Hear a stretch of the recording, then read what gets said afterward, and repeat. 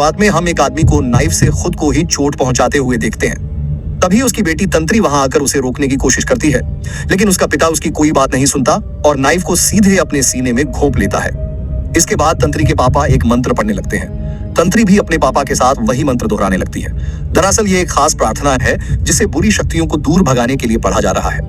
पापा अपनी बेटी की सुरक्षा के लिए इस प्रार्थना को एक ढाल की तरह इस्तेमाल कर रहे होते हैं। मंत्र पढ़ते पढ़ते वह अपने हाथ में हैरिकेन लैंप उठा लेते हैं। तभी उनके पीछे हमें एक खौफनाक शैतान दिखाई देता है। अचानक उनके हाथ से हैरिकेन गिर जाता है और आग लगने की वजह से वह वहीं जलकर मर जाते हैं। आग की तेज तपिश से तंत्री के दोनों हाथों की चमड़ी भी बुरी तरह जल जाती है। इसके बाद सीन प्रेजेंट टाइम में आ जाता है, जहां तंत्री आज भी अपने बचपन के उस भयानक हादसे को याद करके डर जाती है। उसके हाथों पर आज भी हमें जलने के निशान दिखाई देते हैं। इसके बाद तंत्री बस से उतरकर एक स्टूडेंट डॉर्मेट्री में पहुंचती है। डॉर्मेट्री के नोटिस बोर्ड पर उसे 2 लोगों के मिसिंग होने का नोटिस दिखाई देता है। यह देखकर तंत्री अपने गले में पहना हुआ नेकलेस कसकर पकड़ लेती है। तभी वहां 2 लड़कियां आती हैं और तंत्री को स्कॉलरशिप स्टूडेंट कहकर बुलाती हैं, लेकिन तंत्री उनसे बिना कुछ कहे सीधे अपने कमरे में चली जाती है। दरवाजा खुलते ही हमें तंत्री के कंधे पर एक डेमोनिक हाथ दिखाई देता है, लेकिन अगले ही पल पता चलता है कि वह तो वही 2 लड़कियां थीं। अब फेई और आस्था तंत्री से अपना इंट्रोडक्शन देती हैं। वे उससे पूछती हैं कि क्या वह यहाँ अकेली रहने वाली है, फिर उसे सावधान रहने की सलाह देकर वहां से चली जाती है। कमरे में आते ही तंत्री को कुछ दोस्तों की एक ग्रुप फोटो मिलती है, लेकिन फोटो के पीछे लिखा होता है, मैं तुम सबसे नफरत करती हूँ। ये पढ़कर तंत्री चौंक जाती है। तभी वह फोटो उसके हाथ से गिरकर बेड के नीचे चली जाती है। जब वह फोटो निकालने के लिए नीचे झांकती है तो अचानक उसे वहां एक डरावनी लड़की दिखाई देती है। तंत्री डर के मारे जोर से चिल्ला पड़ती है, लेकिन अगले ही पल वह लड़की गायब हो जाती है। उधर आस्था के फोन पर उसके अंकल जमाल का मैसेज आता है, जो उसका हाल चाल पूछ रहे होते हैं। तभी आस्था जब मिरर में देखती है तो उसे ऐसा लगता है कि वह कांच के टुकड़े से अपना ही गला काट रही है। इसके बाद सीन कट होकर अगली सुबह कैंटीन में पहुंचता है। तंत्री फेई और आस्था से पूछती है कि क्या इस हॉस्टल में कोई अजीब घटनाएं हुई हैं। वह बताती है कि यहाँ आने के बाद से उसे ऐसी चीजें दिख रही हैं जो उसने पहले कभी नहीं देखी, इसलिए वह इस जगह की हिस्ट्री जानना चाहती है। फेई और आस्था बताते हैं कि पिछले साल उनके 2 दोस्त अचानक गायब हो गए थे, जिनका आज तक कोई पता नहीं चल पाया। आस्था अपनी दोस्त अरुण के बारे में बताती है। वह कहती है कि एक दिन उसके पापा उसे लेने आए थे, लेकिन उसके बाद से दोनों ही अचानक गायब हो गए और उनसे फिर कभी संपर्क नहीं हो पाया। वहीं फेई अपनी दूसरी दोस्त लुकी के गायब होने की कहानी बताती है। वह कहती है कि सबको लगता है कि लुकी ने सुसाइड कर लिया, क्योंकि उसके लॉकर में एक सुसाइड नोट मिला था, लेकिन अगर उसने सच में सुसाइड किया भी था तो उसकी डेड बॉडी आज तक नहीं मिली। इसी बीच कैंटीन में 2 लड़कों के बीच बहस शुरू हो जाती है। रेजा गुस्से में महेश को अरुण के घर जाने से मना करता है और कहता है कि पुरानी बातें भूलकर आगे बढ़ना चाहिए, लेकिन महेश इमोशनल होकर कहता है कि सबकी तरह सब कुछ भूल जाना उसके लिए आसान नहीं है, क्योंकि अरुण उसकी बहुत अच्छी दोस्त थी। रेजा मानता है कि अरुण उसकी भी दोस्त थी। दोनों एक दूसरे को अपने व्यवहार के लिए वार्न करते हैं और सावधान रहने को कहते हैं। इसके बाद फेई तंत्री को रेजा से मिलवाती है। रेजा भी इसी हॉस्टल का ही स्टूडेंट है। अगले सीन में तंत्री शॉवर ले रही होती है, तभी उसे किसी के होने की आवाज सुनाई देती है। वह कर्टन हटाकर देखती है, लेकिन वहां कोई नहीं होता। जैसे ही वह दोबारा नहाने लगती है, हमें कर्टन के बाहर से किसी का साया अंदर आता हुआ दिखाई देता है। तंत्री डरकर जल्दी जल्दी नहाकर बाहर निकल जाती है, लेकिन उसके जाने के बाद हमें मिरर में वही डरावनी लड़की उसके पीछे जाती हुई दिखाई देती है। इसके बाद जब फेई अपने कमरे में गाने सुन रही होती है, तभी अचानक रेडियो पर एक अजीब आवाज सुनाई देती है, मुझे जिंदा करने के लिए खून बहाना होगा। इतने में उसके कमरे का दरवाजा अपने आप खुल जाता है। फेई चेक करने बाहर आती है तो हमें एक लड़की का साया उसकी तरफ बढ़ता हुआ दिखाई देता है। फेई जैसे ही बाहर आती है, दरवाजा अचानक लॉक हो जाता है। डर के मारे वह जोर जोर से दरवाजा धक्का देती है और तभी अचानक दरवाजा फिर से खुल जाता है। अंदर जाकर फेई खिड़की के पर्दे के पीछे एक साया देखती है। जैसे ही वह पर्दा हटाती है, उस लड़की का भूत अचानक सामने आ जाता है और उसे बुरी तरह डराने लगता है। इसके बाद सीन कट होकर तंत्री के कमरे में आ जाता है। तंत्री अपने माँ पापा की फोटो हाथ में लेकर बैठी होती है। तभी हमें एक फ्लैशबैक दिखाई देता है, जिसमें तंत्री के पापा उसे एक नेकलेस पहनाते हुए कहते हैं कि यह उसकी माँ ने खास उसके लिए छोड़ा था। ये याद करके तंत्री इमोशनल हो जाती है और उसी फोटो को सीने से लगाकर सो जाती है। तभी तंत्री को सपने में लुकी दिखाई देता है। लुकी एक नोट लिख रहा होता है, जिसमें वह अपने किए पर पछतावा करते हुए कहता है कि वह जा रहा है और कोई उसे ढूंढने की कोशिश न करे। फिर वह एक छेनी उठा लेता है। देखकर ऐसा लगता है कि उसका हाथ उसके अपने कंट्रोल में नहीं है। अचानक वह छेनी को सीधे अपने कान में घुसा देता है। उसी समय मिरर में हमें लुकी के पीछे वही शैतान दिखाई देता है जिसे हमने तंत्री के पिता की मौत के समय देखा था। वह शैतान कहता है, जिंदा होने के लिए खून चाहिए, इसके बाद लुकी वहां से निकलकर एक कुएं के पास जाता है। वह अपना गला काटता है और सीधे कुएं में कूद जाता है। सपने में तंत्री जब उस कुएं की दीवार पर हाथ रखती है तो उसके हाथ पर खून लग जाता है। उसी पल उसकी नींद खुल जाती है, लेकिन हैरानी की बात यह थी कि वह खून अभी भी उसके हाथ पर लगा हुआ था। जब वह अपने चेहरे को छूती है तो खून उसके चेहरे पर भी लग जाता है। यह देखकर तंत्री और ज्यादा घबरा जाती है। अगले दिन सुबह उसी कुएं में लुकी की लाश मिलती है। पुलिस ऑफिसर इन्वेस्टिगेशन करके बताते हैं कि लुकी की मौत करीब 5 दिन पहले ही हो चुकी थी। यह सुनकर फेई बहुत डर जाती है। वह आस्था से कहती है कि उसके नाइटमेयर अब सच होते जा रहे हैं और जो कुछ भी हो रहा है वह सब उसे बिल्कुल असली लग रहा है। तभी आस्था तंत्री को अपने पास बुलाती है और कहती है कि क्योंकि लुकी की लाश तंत्री ने ही ढूंढी है, इसलिए शायद वही उनकी मिसिंग फ्रेंड अरुण को भी ढूंढ सकती है। जब वे लोग अरुण को ढूंढने निकलते हैं तो महेश तंत्री को जबरदस्ती रोककर पूछता है कि आखिर उसे लुकी की बॉडी कैसे मिली। यह देखकर रेजा भड़क जाता है और दोनों के बीच झगड़ा शुरू हो जाता है। तब आस्था बीच में आकर दोनों को शांत कराती है। थोड़ी देर बाद वे लोग अरुण के घर के सामने पहुंचते हैं, जो काफी समय से सूना और उजड़ा हुआ लगता है। तंत्री खिड़की से अंदर झांकती है, तभी उसे कांच में उस रहस्यमयी लड़की का रिफ्लेक्शन दिखाई देता है। वह चौंक कर हाथ बढ़ाती है, लेकिन अचानक खिड़की का कांच टूट जाता है और उसका हाथ कट जाता है। फेई तुरंत कपड़ा बांधकर उसका खून रोकने की कोशिश करती है। तब तक आस्था को घर के अंदर जाने का एक रास्ता मिल जाता है। जब वे लोग अरुण के कमरे में पहुंचते हैं तो देखते हैं कि वहां के सारे ड्रॉअर और अलमारियां खुली हुई हैं। यह देखकर सब हैरान रह जाते हैं। रेजा कहता है कि शायद महेश यहाँ कुछ ढूंढने आया था या सबूत मिटाने की कोशिश कर रहा था। आस्था सवाल उठाती है कि रेजा को इतना यकीन कैसे है कि यह काम महेश ने ही किया है। उधर अचानक तंत्री पजेस्ट हो जाती है। उसी समय हमें एक मनहूस मंत्र सुनाई देता है, जो किसी को जान के बदले जिंदा करने का आह्वान कर रहा होता है। फिर तंत्री उस रहस्यमयी लड़की को देखती है और उसके पीछे पीछे चलने लगती है। जैसे ही तंत्री एक कमरे में पहुंचती है, अचानक एक अदृश्य शक्ति वहां रखा बेड खिसका देती है। उसके नीचे जमीन पर एक डेमोनिक साइन बना हुआ होता है। तंत्री उस डेमोनिक साइन के सामने घुटनों के बल बैठ जाती है। उस निशान के चारों तरफ कुछ अजीब दुआएं और चिन्ह बने होते हैं। तभी वहां अचानक एक रहस्यमयी किताब दिखाई देती है। तंत्री वह किताब उठा लेती है। दूसरी तरफ उसके दोस्त समझ जाते हैं कि तंत्री अचानक गायब हो गई है, जबकि कुछ देर पहले वह उनके साथ ही थी। उधर तंत्री उस किताब से एक मंत्र पढ़ रही होती है। 5 पापियों के खून के बदले उसे फिर से जिंदा किया जाए। जैसे ही आस्था तंत्री के कंधे पर हाथ रखती है, तंत्री अचानक नॉर्मल हो जाती है। जब वे लोग उस डेमोनिक साइन को ध्यान से देखते हैं तो पाते हैं कि उस पर उनके अपने अपने नाम लिखे हुए हैं। यह देखकर सब बुरी तरह डर जाते हैं और उन्हें समझ आ जाता है कि वे सब किसी भयानक श्राप में फंस चुके हैं। रेजा और फेई एक दूसरे को दोष देने लगते हैं, क्योंकि उस लिस्ट में सबका नाम था। तंत्री कहती है कि इस घटना से उसका कोई लेना देना नहीं है, लेकिन आस्था उसे याद दिलाती है कि यहाँ आने के बाद से लुकी की लाश ढूंढने से लेकर मंत्रों वाली किताब तक हर चीज सबसे पहले तंत्री को ही मिली है। इसलिए वह खुद को पूरी तरह निर्दोष नहीं कह सकती। आस्था तंत्री से कहती है कि शायद वही चुनी हुई इंसान है जो इस भयानक श्राप को रोक सकती है। आखिरकार तंत्री उस रिचुअल को करने के लिए तैयार हो जाती है। वह कोई बड़ा वादा तो नहीं करती, लेकिन कहती है कि वह अपनी पूरी कोशिश जरूर करेगी।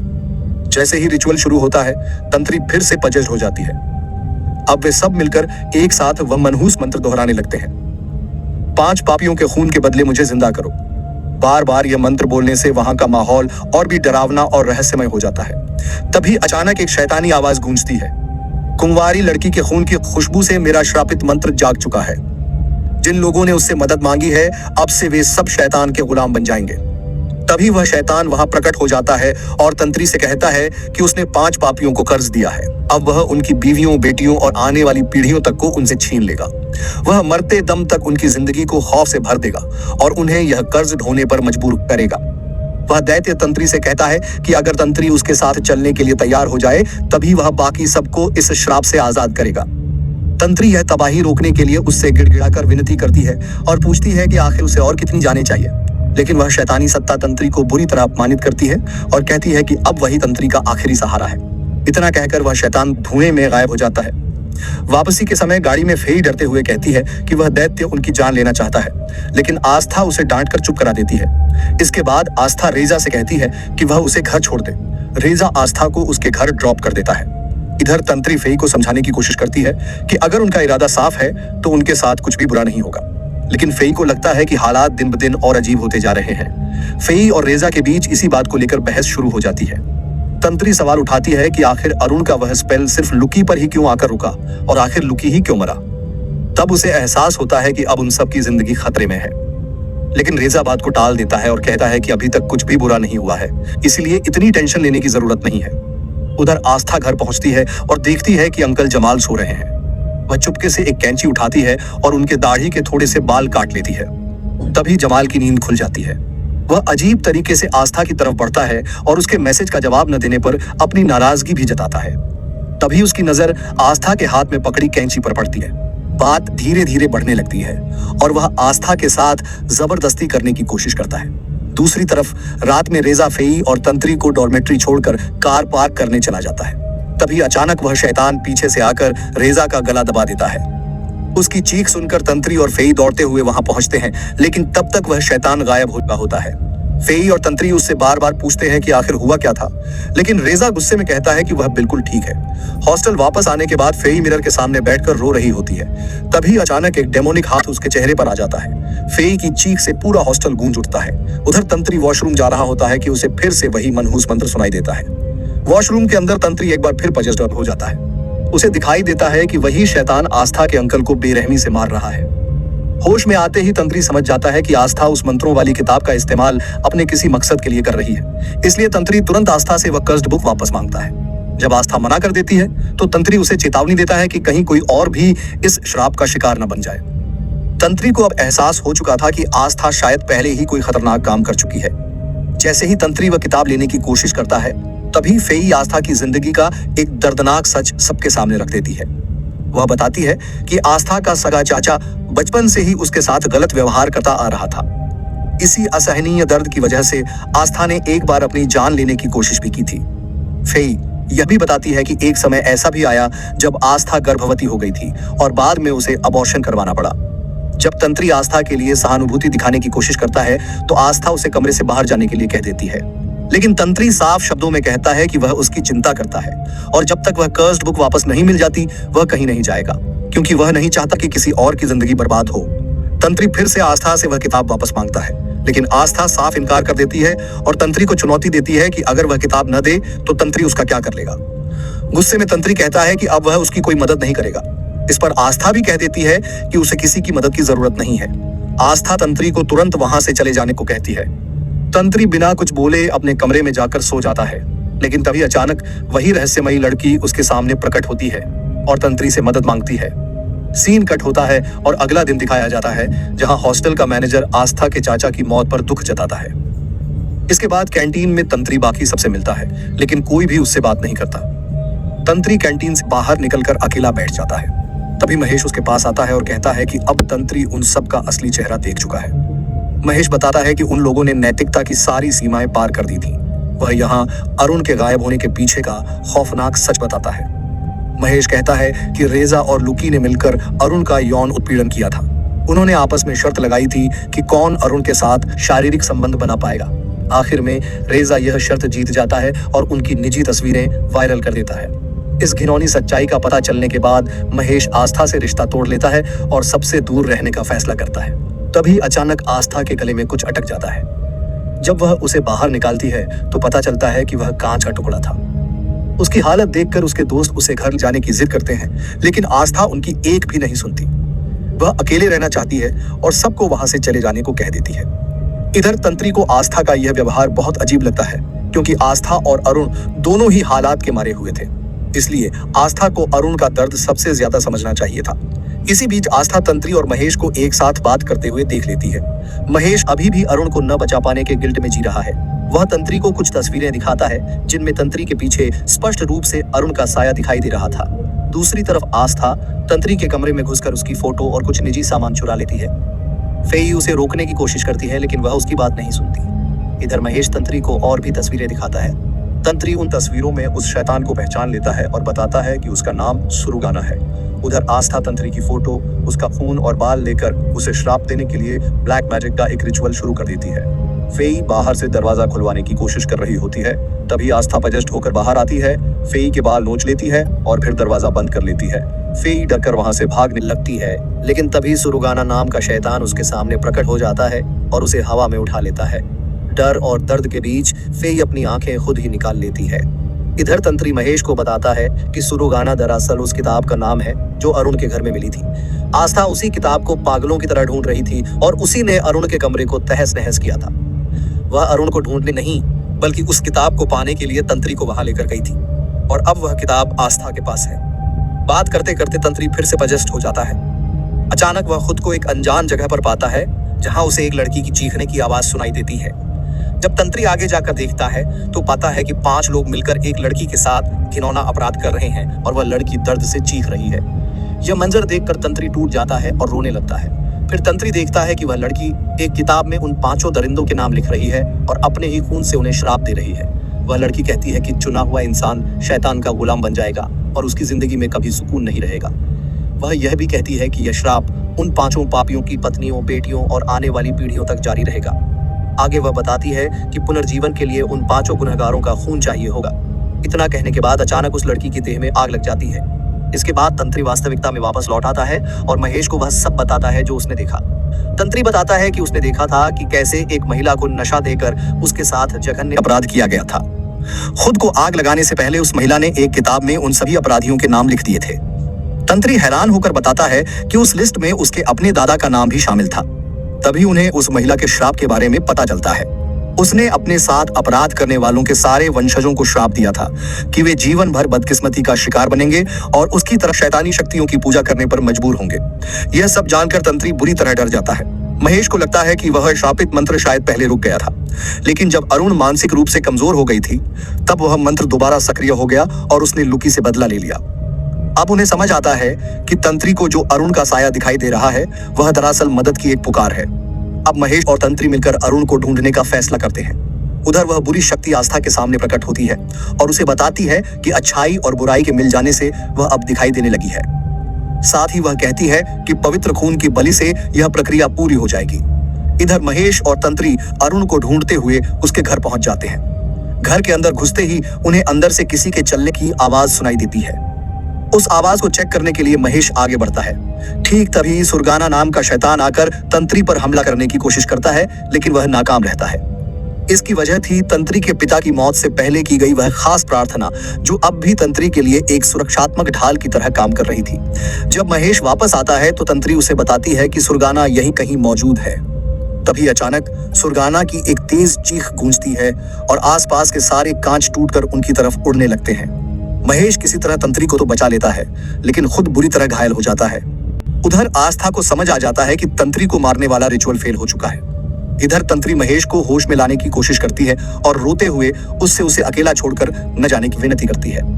तभी अचानक अरुण वहां प्रकट होती है और तंत्री से मदद मांगती है। तंत्री उसके पीछे पीछे जाती है। वहां पहुंचते ही उसे एक विजन दिखाई देता है। उस विजन में तंत्री देखती है कि जब अरुण शैतानी रिचुअल शुरू करने वाली होती है तब उसके पापा उसे रोक लेते हैं। वे अरुण को जंजीरों से बांध देते हैं और उससे माफी मांगते हुए कहते हैं कि उसे खुद को नुकसान पहुंचाने से बचाने के लिए उन्हें यह कदम उठाना पड़ रहा है। वे बताते हैं कि अरुण के दादा भी इसी तरह खुद को चोट पहुंचाते थे और अब अरुण भी उसी रास्ते पर चल रही है। तभी वही मनहूस मंत्र फिर से गूंजने लगता है। जिंदा होने के लिए जान चाहिए, खून बहाना होगा। अगले ही पल अरुण के पिता हवा में उछलकर छत से टकराते हैं और वहीं उनकी मौत हो जाती है। विजन खत्म होते ही तंत्री देखती है कि अरुण सच में वहीं जंजीरों में बंधी हुई है। उसे जिंदा देखकर तंत्री दौड़कर उसे खोलने जाती है, लेकिन ठीक उसी समय आस्था अचानक सामने आ जाती है और महेश के गले पर नाइफ रखकर तंत्री को रोक देती है। आस्था कहती है कि तंत्री के गले में जो नेकलेस है वह असल में अरुण का है। इसका मतलब यह है कि तंत्री इन रहस्यमयी घटनाओं के पीछे की सच्चाई जानती है। तंत्री कोशिश करती है कि पजेस्ड आस्था को होश में लाया जाए। वह उसे याद दिलाती है कि वह महेश से प्यार करती है, लेकिन इसका कोई असर नहीं होता। आस्था अचानक महेश का गला काट देती है और उसकी वहीं मौत हो जाती है। महेश की मौत के बाद कुछ देर के लिए आस्था को होश आता है, लेकिन थोड़ी ही देर में वह फिर से पजेस्ड हो जाती है और खुद ही अपना गला काट लेती है। अपने सभी दोस्तों को खो देने के बाद तंत्री फूट फूट कर रोने लगती है। तभी अचानक अरुण पजेस्ड हो जाती है और एक झटके में अपने हाथ पैरों की जंजीरें तोड़ देती है। अरुण के अंदर से सुरगाना की आवाज सुनाई देती है। वह इंसानों को अपनी दुनिया का घुसपैठिया और ढोंगी बताता है। वह घमंड से कहता है कि सड़ी हुई या बुरी चीज को कभी अच्छाई में नहीं बदला जा सकता। यह सुनते ही तंत्री वही नाइफ अपने हाथ में उठा लेती है। सुरगाना कहता है कि वह इंसानों की आंखों में देखकर उनकी मौत की इच्छा तक पड़ सकता है, लेकिन उसकी बात पूरी होने से पहले ही तंत्री वह नाइफ सीधे उसके सीने में घोंप देती है। इसके बाद तंत्री अरुण से माफी मांगती है और अरुण उसे धन्यवाद कहती है। इसके बाद सीन कुछ दिनों बाद का दिखाया जाता है। टीवी न्यूज से पता चलता है कि रिजा को यौन उत्पीड़न के आरोप में गिरफ्तार कर लिया गया है। इसके बाद सीन फिर से अतीत में चला जाता है, जहां तंत्री के पिता उसे बताते हैं कि उसके जन्म के समय उसकी मां बहुत बीमार थी। डॉक्टरों के पास सिर्फ 2 ही रास्ते थे, या तो मां बचेगी या बच्चा। लेकिन तंत्री की मां ने अपनी जान की परवाह किए बिना तंत्री को चुना। इसके बाद पिता और बेटी मिलकर वही खास प्रार्थना दोहराने लगते हैं। सीन अब फिर से वर्तमान में लौट आता है। तंत्री उस कर्स्ड बुक को आग में जला देती है, लेकिन कहानी यहीं खत्म नहीं होती। अचानक हम फेई को देखते हैं और उसी समय वही शैतानी मंत्र फिर से गूंजने लगता है। फेई दर्द से चीखने लगती है। दूसरी तरफ रेजा जेल में अपना सिर पटक पटक कर खुद को खत्म कर लेता है। और इधर एक हैरान करने वाली बात सामने आती है, वह कर्स्ड बुक फिर से तंत्री के पास लौट आती है। अब तंत्री अपने सभी दोस्तों के भूत भी देख पा रही होती है। यह एक रहस्यमयी अंत है जो यह इशारा करता है कि खतरा अभी पूरी तरह खत्म नहीं हुआ है, और यहीं पर यह मूवी खत्म हो जाती है।